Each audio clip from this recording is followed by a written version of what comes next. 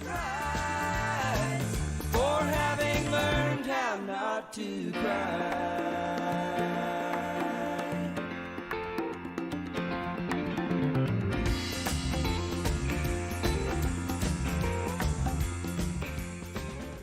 Welcome back to the Better Humans Project podcast. I'm your host, Greg Pfeiffer. Today's episode is titled, Having Learned How Not to Cry. Not born that way, not naturally stoic, not biologically immune to emotion, but learned. Because somewhere along the line, many of us, particularly men, absorbed a message. Don't cry. Don't show weakness. Tough it out. Be strong. And today, we're going to explore what that lesson costs us. Many boys hear it early. Big boys don't cry. Man up. Stop being soft. And even if those words weren't spoken directly, they were often modelled. Dad didn't cry. Granddad didn't cry. Heroes in movies didn't cry. Crying, or even showing sadness, became coded as weakness. Psychologist Ronald F. Lavon calls this normative male alexithymia, a learned difficulty identifying and expressing emotions. It's not that men don't feel deeply, it's that many were never given the language or permission to express those feelings. And when you suppress expression long enough, you don't just stop crying, you stop recognizing what you feel. Psychological research shows that emotional suppression is not just a habit, it's widespread. One large population study found that about 85% of men report they were discouraged from openly expressing emotions in childhood. That's Grosjean 2003. That's not coincidence. That's cultural conditioning. Psychology today highlights that emotional suppression is a common coping strategy, but one with measurable downsides, including increased depressive symptoms and anxiety. And that's from Psychology Today. Now, here's where it gets interesting. There's been a modern revival of Stoicism, drawing from thinkers like Marcus Aurelius and Epictetus. True Stoicism isn't about emotional numbness.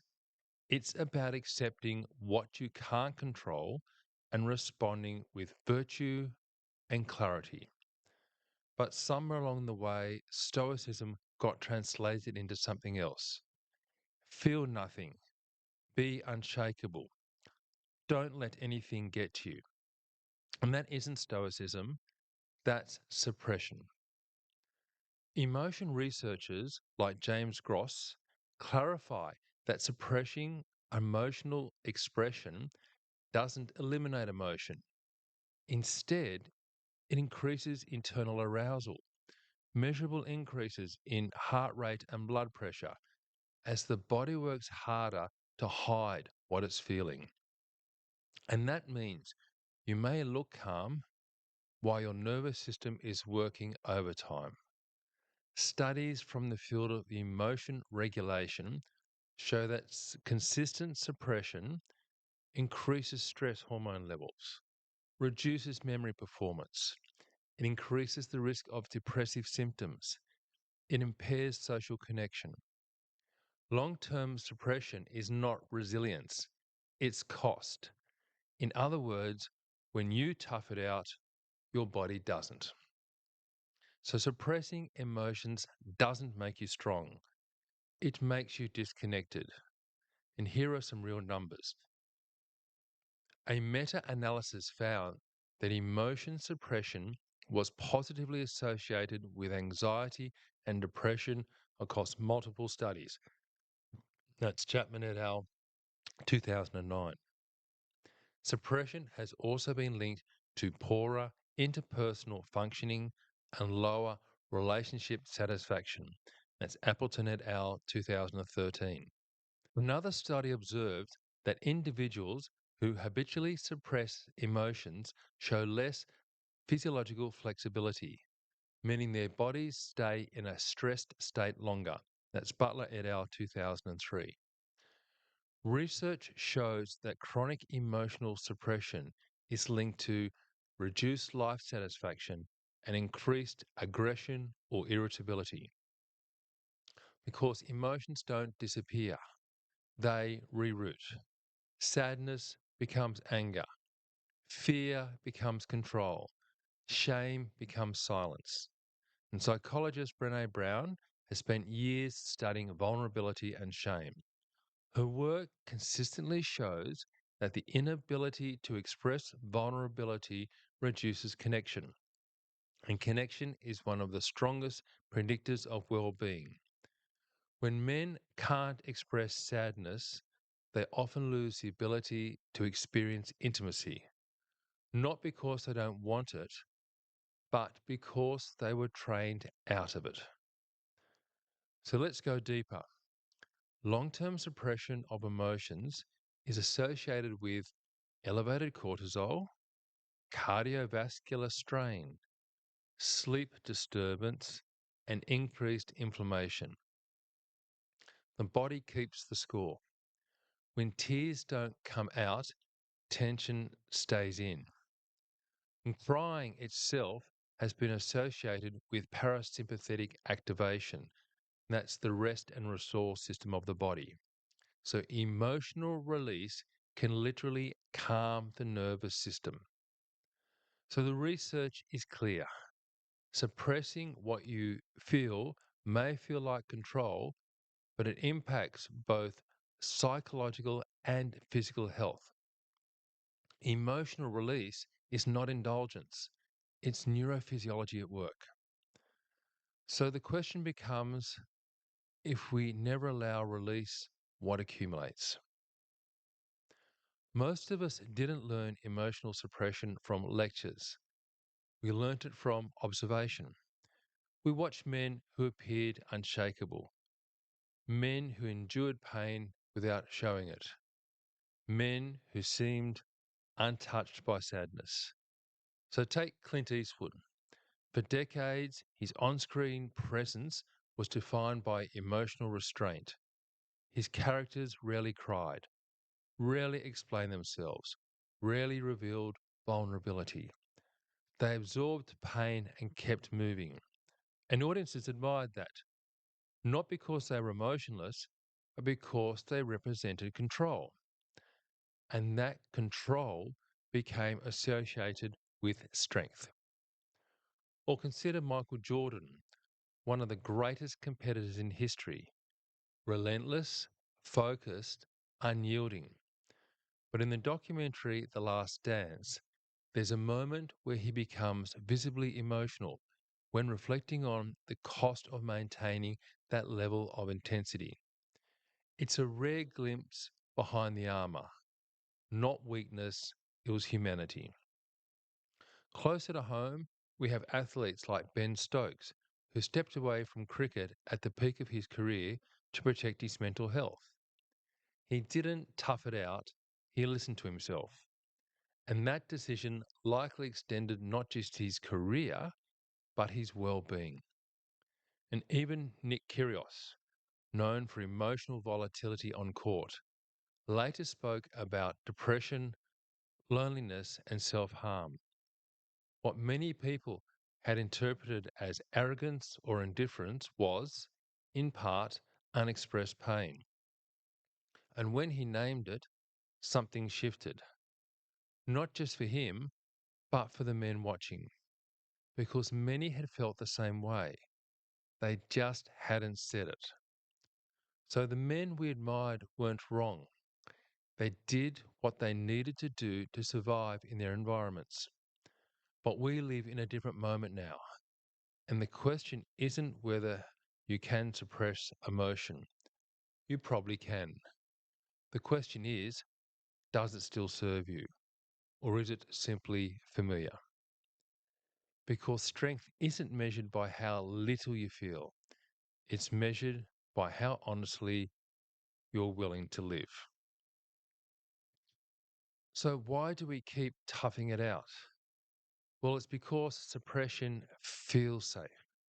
If I don't cry, I don't look weak. If I don't show fear, I stay in control. If I don't admit hurt, I don't risk rejection. But there's a quiet cost. You also don't get comfort. You don't get understanding. You don't get closeness. Strength without softness becomes isolation. Maybe we need to redefine strength. And maybe strength isn't the absence of tears. Maybe strength is feeling deeply without being ruled by those feelings, naming what's true instead of hiding it, asking for support when it's needed, sitting with discomfort instead of armoring up. Real Stoicism is about choosing your response, not denying your humanity. So this week, I want you to do something small but brave. Once a day, pause and ask yourself, what am I actually feeling right now? Not the surface answer, the honest one, in 5 words or less. For example, sad, frustrated but tired, nervous excitement, lighter than yesterday.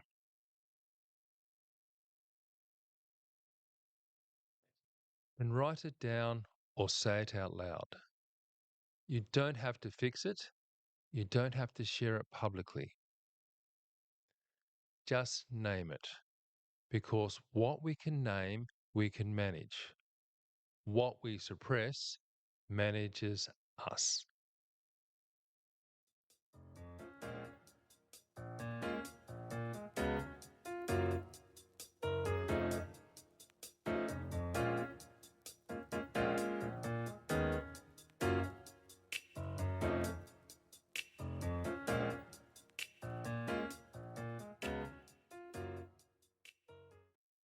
If you're using the companion worksheet for this episode, here's how I'd encourage you to approach it. Don't rush it.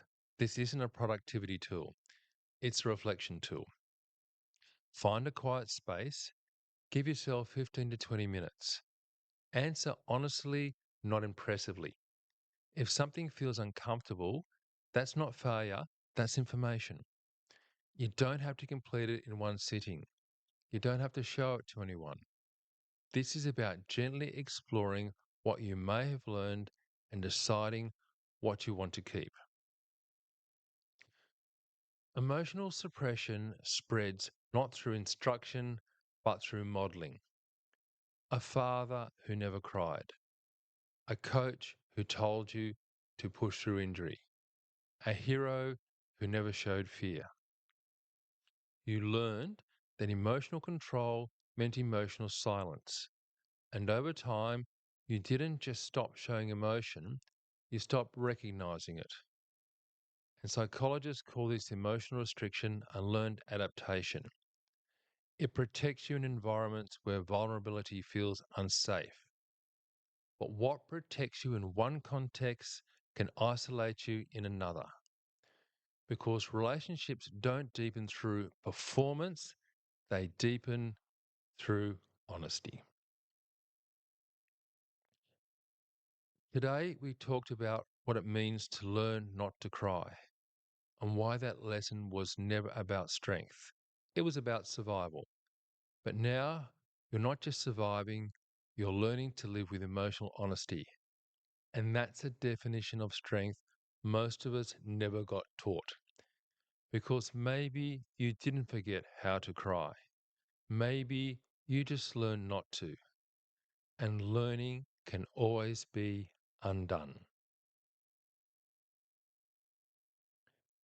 So if you found this episode valuable, please share with somebody who might need to hear it or on your socials. If you want to reach out for more information or to share your story, you can email at contact@thebetterhumansproject.com. Until next time, let's keep building better humans together. Take care. Is this the price for having learned how not to cry?